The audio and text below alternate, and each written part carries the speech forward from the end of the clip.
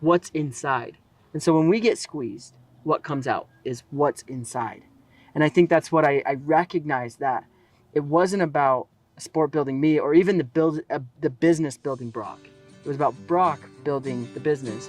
And as I started to transform myself and from the inside out, I started to be able to be the effect in my environment rather than the effector.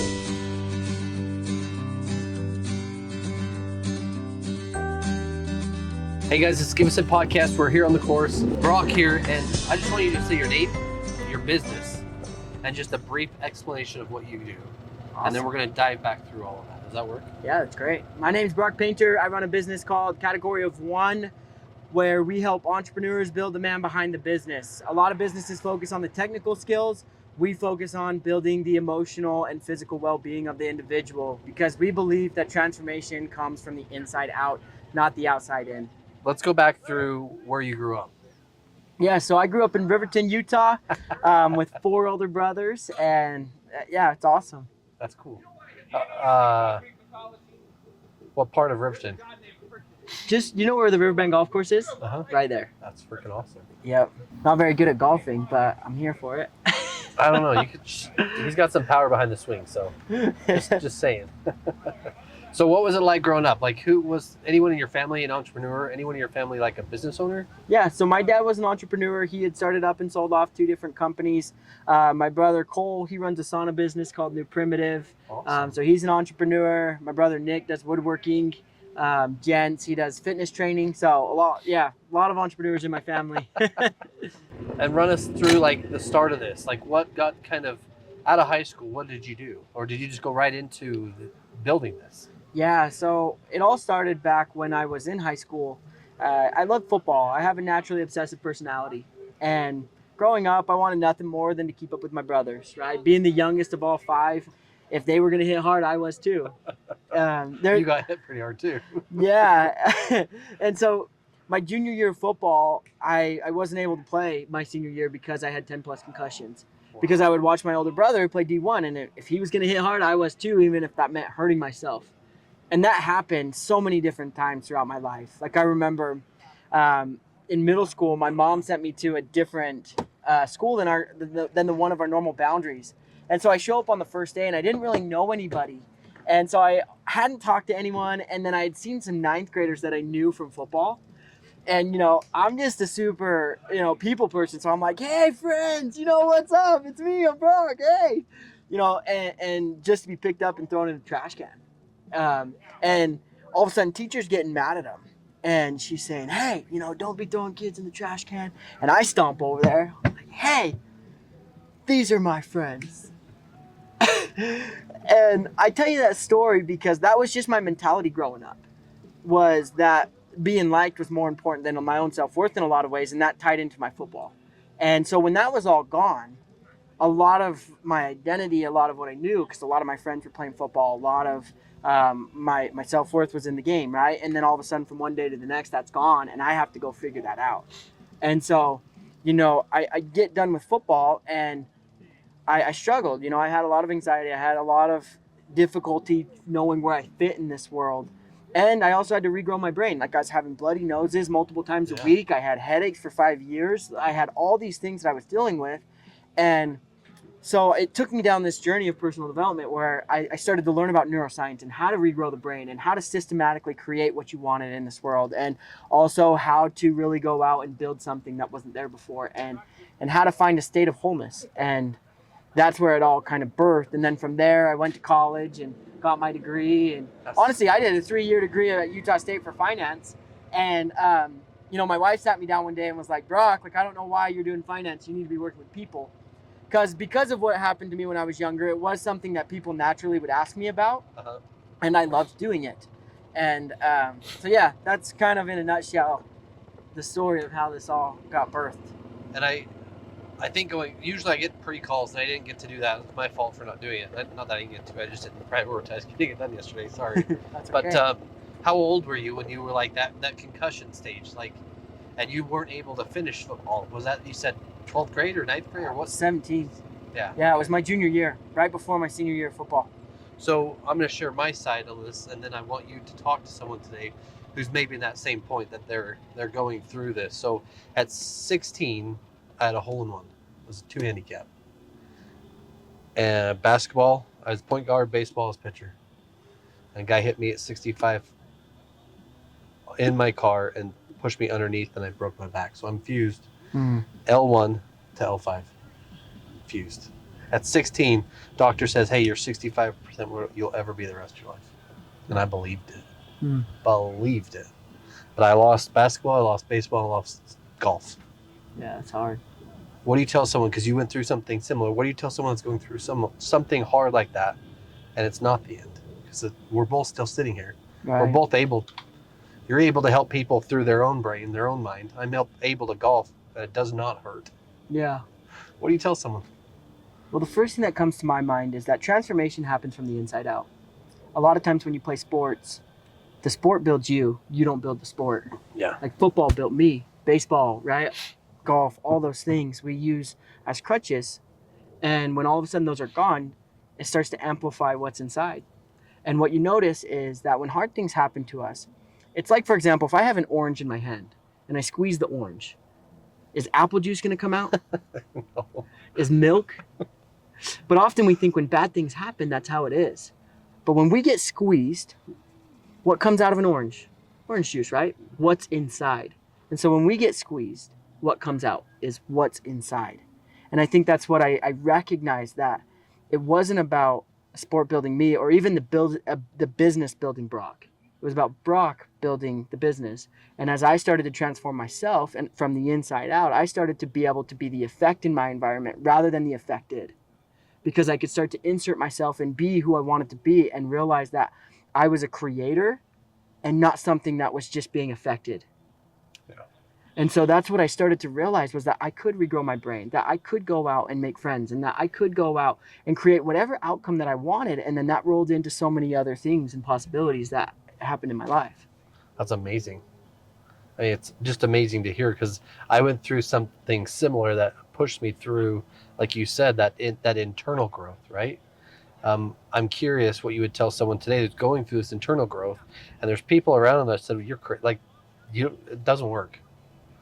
All the doubt, all the people that come to you before you've actually been able to really feel yourself transition or change. What do you tell that person that's going through that? Yeah. One, I'd say stay in it. But two, I'd also say you probably have the wrong friends. Okay. Because the only reason that you believe that is because you think that it's normal. And if that's your normal, then your environment needs to change. Yeah. Because where you start to see what's possible is when you start to hang around people that are doing what it is that you want. And if you want to help a hurt dog, you put them in a healthy pack. And that's where you start to realize, like, I started to transform my entire environment, my friends, where I felt like I belonged. Like, one thing that I did was that there was one night in particular, like, I'm laying on the floor feeling bad for myself. I got a sad song playing and everything. And I realized, We should generate an AI image of that. yeah, it's just having that self-pity night, right? Feeling like, what's the use? Why am I even here? No one likes me. Having all those thoughts. I'm not good enough. I'm not going to be able to do anything. Like, I'm just stuck. And all of a sudden I said, okay, if that's how it is, I really just want to get to know myself. And so immediately I went and I sat over at a desk and I said, okay, I'm going to figure out everything that I like in this world. And so I wrote down a list of 300 things that I like, from apples to, sports, to opportunities, to people, to situations, everything. And I said, okay, if I like this, I'm going to spend 80% of my time here, because these are situations where I'm going to feel comfortable. But I also hated about myself that I felt weak, that I felt incapable. And so I said, I want to become strong. And I was like, okay, so how do I become strong? Well, I faced the parts of me that may feel a little bit insecure. So I wrote down another list of everything that I disliked. Everything. And that was a much longer list. It could go forever. And I said, okay, I'm not going to overwhelm myself and try to do this all at once, but I'm going to pick 2. I'm going to pick 2 a week, and I'm going to go figure it out, and I'm going to try to be comfortable in these situations. And then as I start to become more comfortable and know that I can handle them, I'm going to check them off. And as I did that, I started to grow an immense amount of confidence in myself, because I knew that I could handle whatever situation came my way.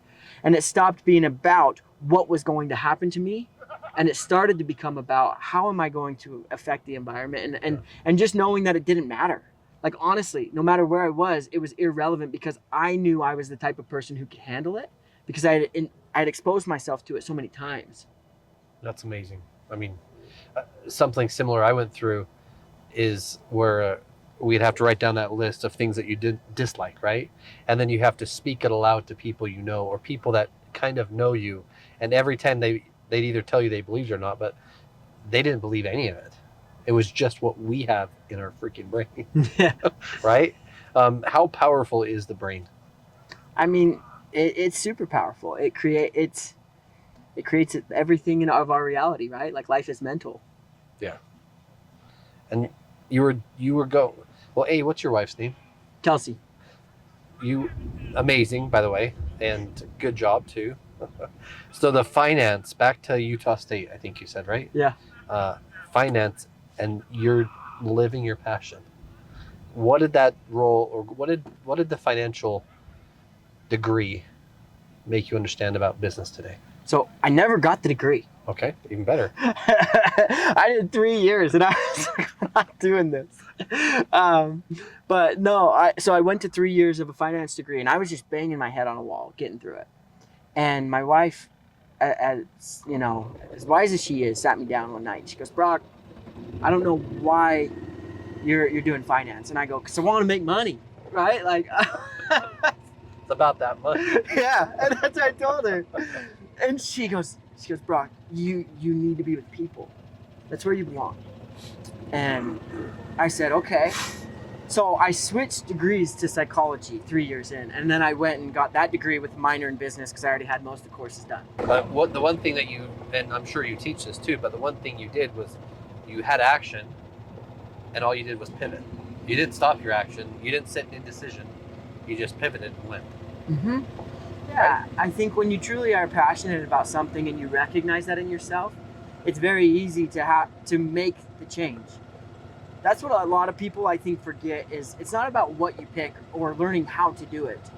When you understand that you have the identity of a person who can problem solve, when you understand that you are the identity of a person who can handle whatever problem comes your way, it really doesn't matter. And so you just pick what you want. And when you live in a place of want, then you have abundance everywhere you go. The world is your oyster and it's a library to you. Everything's just another experience where you can learn and develop and grow.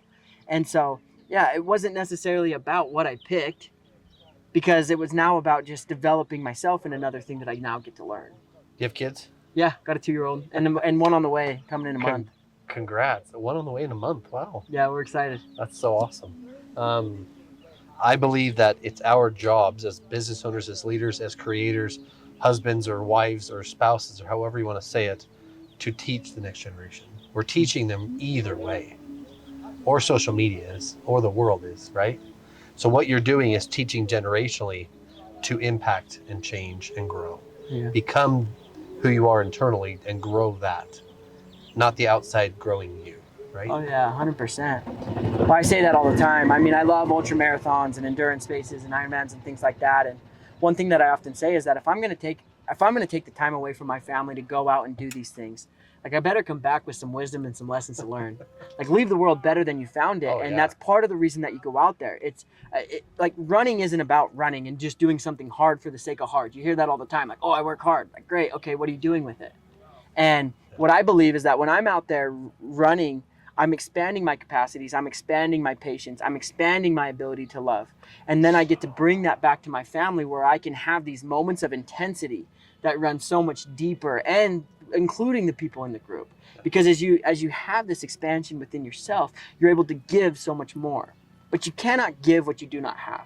If you would have asked me this when I lost football, I didn't have a whole lot to give. I had great ideas and maybe a whole lot of theories that could work, but I hadn't lived it or experienced it on a deeper level.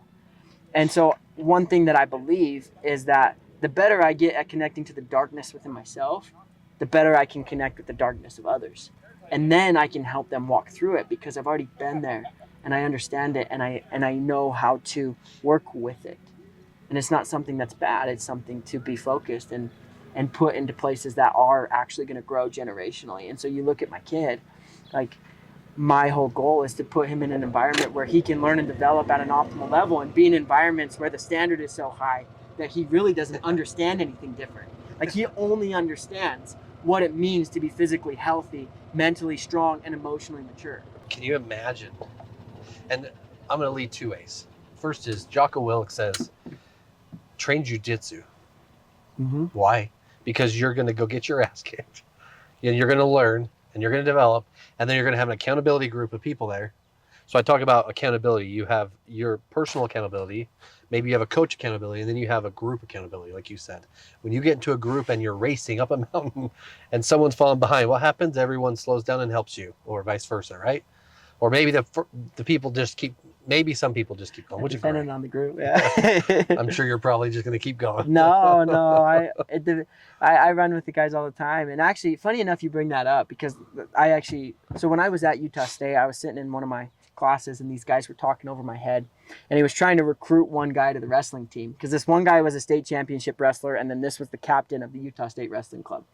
And they're talking over my head, and all of a sudden the kid that's a state champion, he's like, no, I'm not wrestling, I'm done, I just want to chill. And I'm here, and I turned back and I said, well, I'll join. Never having wrestled before, like I so bad. I was like, well, I'll do it, I want to give it a go. And so they let me come. I try out for the team and made it, and I went out and I wrestled. I got absolutely demolished. Like, don't get you wrong, I was not good. I was no special athlete. I got wrecked by everyone, okay? And at the end of the year, my coach comes to me and he says, Brock, he goes, you want to know why you struggled this semester? And I was like, because I suck? He's like, no, Brock, it's not because you suck. He goes, there's an optimal environment for learning. And he goes, in that optimal environment, he goes, one, you have people that are better than you, that can teach you, that can guide you. He goes, you were there this whole time. He goes, two, you have people where iron sharpens iron. They're on the same skill level as you, where you can grow each other and you can push and stress test and go against and mold and grow. Three, you have people that you can help. Yeah. And he says, that's the optimal environment where you can learn and develop and grow. And so that's been a mission, to be able to create that environment where these entrepreneurs, what we're doing is we're offering them an opportunity to be exposed to those environments where they have people who are better, have people who are there, and then people they can help. So then that environment can mold, shape, and grow them to absolutely just obliterate whatever's in their way. And I didn't understand. I don't know if you can truly understand it till you live it, right? Until you find yourself in that position where you're in a group of people that are, there's some better, some on your level. I love iron sharpening iron. That's amazing. And then there's the people that you turn back and, hey, let me just help. Like, you turn around because you're serving, you're learning and growing, and you're like, oh, they can do that, I can do that. Mm-hmm. So that's the optimal area to see. You can climb to the top of the mountain. No, you're maybe halfway up, and you know someone's at the bottom, and you're like, come on, just keep coming. Like, you're doing all three. So I think it's amazing. Yeah.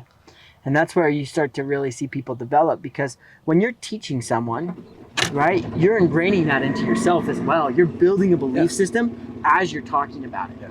And then also, when you're challenging ideas, you're wrestling with it enough to know, like, what do I truly believe here? Is this something I'm capable of? Is this something I believe in? Do I actually care about this? Because you're challenging each other's ideas. Yeah. And then you also have these people that have been there and done that to know what actually works and what doesn't, right? Because they can help you kind of not have to make so many mistakes along the way. And the other thing I wanted to say, and I probably butcher it, so I'm not meaning it to, but Tony says, weak men create bad times. Bad times create strong men, and strong men create good times, right? Or something along those lines. You're teaching your children, and I think you said son right now, and you have, what do you have on the way? Son. Oh, congrats. You're going to teach them to be an army that are going to do this generationally. Mm-hmm. The impact these children will have will be vast, other than what other people who are limited in their brain. Yeah. It's amazing what you're doing. Not only that, but I know Tyson fairly well, and the way he talks about you today, I didn't know you guys knew each other, and literally, you're his coach. He's dropped 80 pounds. Yeah, crushing it. And he's like, I owe it to Brock. I said, no, you don't. What you owe to Brock is that he's there to help. You have to do the work. Well, we just create the environment. See what I mean? But you give him the levels of environment. You put him in the optimal learning level. Right? That's the goal. That's amazing. It's freaking amazing. I think it's amazing. I'm on my own personal growth challenge too, and I do a lot every day, a lot. And there's a lot of people that are like, man, you just do a lot more. But now I'm like, I need to step it up. Like, I want to step it up. Yeah. Well, and that's one thing that I preach is it's not about doing a lot. I don't preach hard work. What I preach is it's not about working harder. It's about aligning better. Mm-hmm. Because then you're not going 3 steps forward. You're going 3 steps deeper. And then naturally, as you become the person with the identity who knows how to create those outcomes, your goals don't want to be anywhere else than with you. Yeah. Because you're the type of person where they want to belong. Like if you seek after money, it runs. Yes. Right? Like if you chase money, it runs. But if you become a person of value, money doesn't want to be anywhere else. Yeah. And that's how it works with each aspect of our life. Same thing with health. If you become a person who naturally craves healthy things, naturally the six-pack, the body, everything else comes as a byproduct of that. But often we go after what's external first without building the identity. But as we align, when what we do, what we think, and what we say are the same, then all of a sudden the transformation happens quick. Like you should have seen Tyson. We worked probably 3 months and he didn't lose a pound. But it's because everything that we were doing was on an identity level. And then all of a sudden the shifts started to click, came off within a month or two. Like it was super fast. And it wasn't that he was working harder or doing more things. It's that he aligned better to where naturally he didn't need to do more. He was just doing the things that mattered. And what is the name of the company? Category 1. And you started it? Uh-huh. How does that feel? It's great. I love it. I mean, it's definitely the thing that I'm the most passionate about in this world. Because it's where it wasn't something I wanted to do. Like I said, I wanted to go out and do finance. But it's what I needed. It was something that I had always craved. Yeah. Like I know what it feels like to be alone. I know what it feels like to feel like no one's there to help you and that there is no options or outcomes and you're just sitting there stuck wondering why you're not enough. Why not me? Why can everyone else figure this out but I can't seem to do it? And that's the most frustrating place to be. And I have obsessed over that question in a way to where when you can figure out that alignment piece, it makes the rest just naturally come to you and you don't have to worry because it's not about something you need to fix. Yeah. There's nothing you need to fix. Everything's within you. It's just recognizing that you're whole as you are. Yeah. That's amazing. Say that one more time. You're whole as you are. There's nothing you ever needed to fix in the first place. And what I do inside a category of 1 is just help you be more of who you already are. Yeah. That's amazing. Why the name? Because so category of 1, we're not here to be the best. We're here to be the only. And a lot of times when we look at competition, we look at it in terms of I'm trying to beat everybody else. I'm trying to win. I'm trying to, do better. And that's often just trying to fulfill some distance. We're trying to get from A to B as quickly as we possibly can. As I was as a young guy, I wanted to keep up. I wanted to prove myself. But we're not here to beat everybody else. We're here to build something that's never existed. Because when you truly develop who you are from the inside out, it's something that doesn't exist in this world. No one else can follow you. Yeah. Because it's a story that you've written that has unique experiences every step of the way. And when you recognize that that's the beauty of this life, that it's not about you trying to be like Brock, or Tyson trying to be like Brock, or me trying to be like Tyson, any of it. It's not about that. Yeah.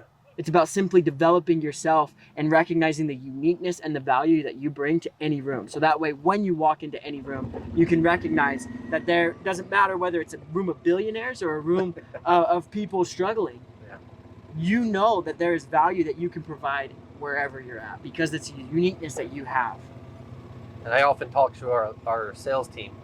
Like, sometimes it's like, well, I just need to sell this job. I'm like, that's a transaction. Like, add value. You are value. Add your value to the situation. Mm-hmm. And naturally money comes. Naturally it comes, right? Naturally the body will come if you align your value with who you believe to be or who you want to be. Okay? Yeah. Say the one thing again. You are whole one, like, what was it? Yeah, there's nothing you ever needed to fix in the first place. You're whole as you are. Yeah, I love that. Like, I literally love that. That's amazing. And I think a lot of that is just bringing that out. And that's what I love about the stress test, like I said with the orange, right? Yeah. If you squeeze an orange, you get what's inside. That's why I run, is because running doesn't numb, it amplifies. So whatever voice is inside me, if it's icky and gross and mean, I'm going to hear it. And if it's nice and kind and loving, it's going to be an amazing experience. But no matter what, when I'm out there, what's inside will come out, and I'm gonna know, because sometimes you don't know what's there. Yeah. That's amazing. How long has the company been running? I've been in business for about 5 years. That's amazing. Yeah. What would you tell someone starting a business today? Just start. Just start. Don't have to overthink it. And also, just do what you believe is going to make a difference. Like, leave the world better than you found it. And I think when you start with the end in mind, with a purpose, don't just try to start and try to think what's going to make some money, what's going to get me to here, and try to get to some distance and some place where you think everything's going to solve your problems. Just simply enjoy the journey, recognize the purpose first, and then work backwards. And when you start with that, naturally you're going to find the rooms, the places, and things that will work. The technical skills will come. The critical skills take a little bit more work, and that's that inner side. And I always ask not always, I ask a lot of different questions, but the two that come to mind are, first one is, and you've already answered it, so I'm just wanting you to reiterate, purpose or motivation? Purpose.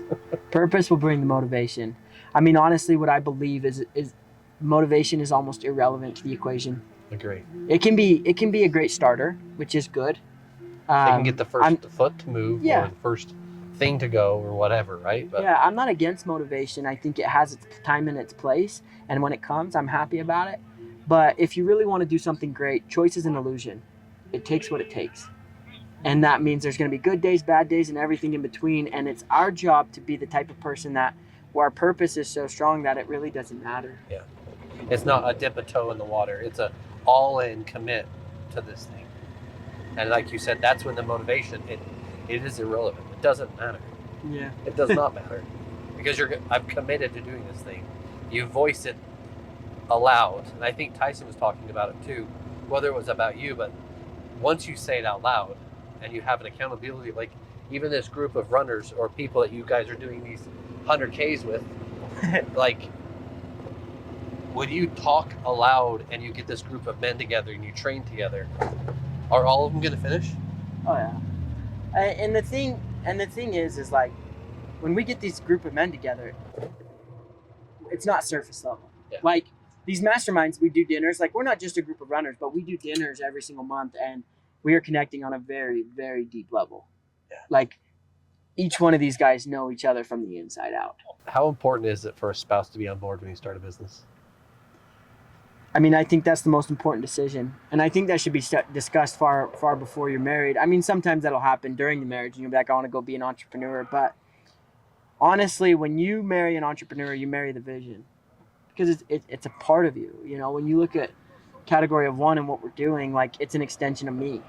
And without her complete buy-in to that vision, it wouldn't work, because like she's taking care of things at home. She is taking care of me when I'm out on runs. Like I mean, if you look at my Instagram, you can look at the videos where she's hanging a camera out of a window in a car while I'm out there running. She's crewing me on 100-mile races. She is like multiple times she has ridden a bike. Like last time she was 7 months pregnant, I was doing a 4x4x48 where I run 4 miles every 4 hours for 48 hours. And she rode a bike with me every single one of those runs through the middle of the night. Like there's been times where I was doing 85 miles on a treadmill one time, and I'm at mile 70, and I look at my wife and I go, I can't go any further. And she just looks me in the eyes and she says, Brock, like you can quit whenever you want to, but you're not going to die in this chair. You don't get to decide when you're done. Let the treadmill decide. Because you had to hold a certain amount of pace to be able to finish in the race, and just how the structure was. It was last man standing. And like without her, I would sell myself short every single time. Yeah. That's, I mean, there's a lot of business owners that build a business or build their life or build this thing, but they forget about the spouse, or they forget about the way things are going. Like, I truly think my goddess is my wife. She's the most important thing in this world to me. She's literally the thing that's got me through the tunnels, through that hard time. And owning a business is hard. I don't care what anyone tells you. Yeah. It is not easy. Well, and that's the thing, is so many entrepreneurs and business owners they'll kill themselves trying to build a temple that no one wants to live in. Yeah. And, you know, at the end of the day, if you get there alone, what was the point? Exactly. Like, you ever been to a mountaintop by yourself? Yeah, it's beautiful for a second. But if you want to go fast, go alone. If you want to go far, go together. And, you know, the family is what brings depth to the experience. It's what makes it mean something, because, you know, you're doing something bigger than yourself. Like, you want to talk about a strong enough why and a purpose to get you motivated. Like, you know, get yourself a family and someone who believes in you. Oh, yeah. And then I'm going to amplify that one more time. Write your obituary about them as if your children's children will tell you what you did. And then read it to them. That'll change your whole perspective on it. Then there is no choice. The choice is already made. I need to go. Well, it was so funny. You know, when I wrote that changed my complete perspective, because I would look at my kids and what I would want them to say about me. And I know this may be opposite of what a lot of entrepreneurs think, but it used to be like, I used to really value hard work, and that hard work was the thing. And that was the difference that was going to separate me, right? And what I realized is, like, if my kids talk about how hard I worked when I die, what a sorry life. Yeah. Like, I want them to recognize me for the presence I was able to have, for the patience, for the love, for the example that I set. And I want to set a standard for my kids and something that they can follow into. Not because I left them a whole bunch of money or opportunities. I want them to recognize me for who I was while I was here and the time that I spent with them. Yeah. And know that I paved a path for them to be able to live and understand truly how to align with themselves and to build and to grow something that is sustainable, which is themselves, which is a family, which is the people around you. Yeah. So at the end of the day, that's what matters. Yeah. Hey, freaking man. I'm grateful I met you. Seriously. Like, Grateful I met you too. How do people get a hold of you?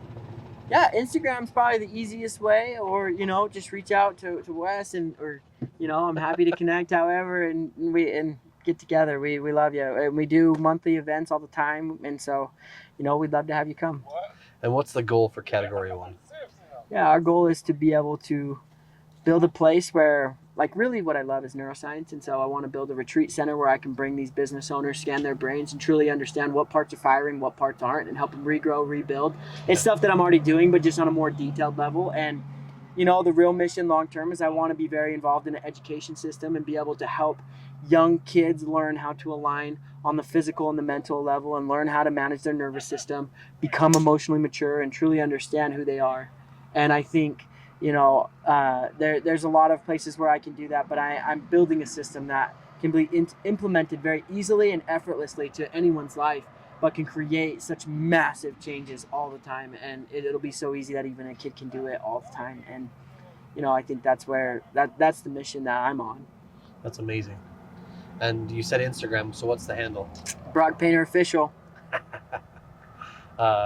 What was this experience like for you? It was great, Yeah. man. It's been awesome. We get to meet some cool people, play some golf, and hang out with you, and have, you know, a good conversation. I love it. That's awesome. Kelsey, great job. And by the way, you're amazing. Like, you don't hear people talk the way they talk. I've done this 80 episodes or whatever it is now. You are very lucky, and so is he. You both are. So great job. We love you, Kelsey. Guys, this is the Give Us It podcast. Follow Brock.